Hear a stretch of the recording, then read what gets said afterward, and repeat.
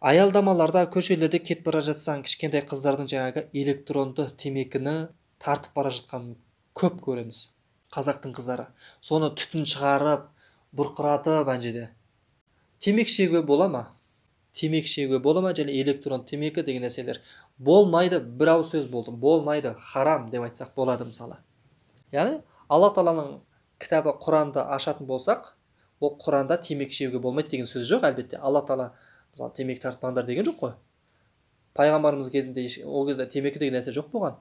Иә, дұрыс, темекі деген нәрсе жоқ, бірақ кейінгі ғұламаларымыз бұл темекі, мысалы темекі алған кезде темекінің сыртында да жазылып тұр ғой жаңағы денсаулыққа зияндығы жайында, және ол нәрсе өлімге алып баратындығы жайында, өкпені істен шығарады деген сияқты көп қой енді жалпы, білесіздер.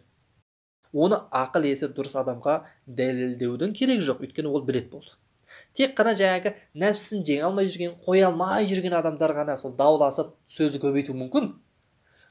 Бірақ ақыл есі сау адамға, түсінігі бар адамға, иә, дұрыс айтасың деп болды. Ол зиян болды, қою керек деп болды. Пайғамбар Мұхаммед саллаллаху алейхи вассалам темекі тартпаған болса, біз мысалы кез келген істі бисмилласыз іс қылма, яғни бисмилласыз қандай да бір істі бастайтын кезде бисмилля деп айт, бисмилля деп баста дейміз. Мысалы тамақ жейтін кезде, киім киетін кезде, бір істі бастар алдында дейміз, иә, мысалы жақсы істерді. Сол темекі шегетін кезде бисмилля деп темекі тартпайсыз ғой, астағфирулла. Сіз біліп тұрсыз ғой нәрсенің дұрыс емес екенін. Болды ғой.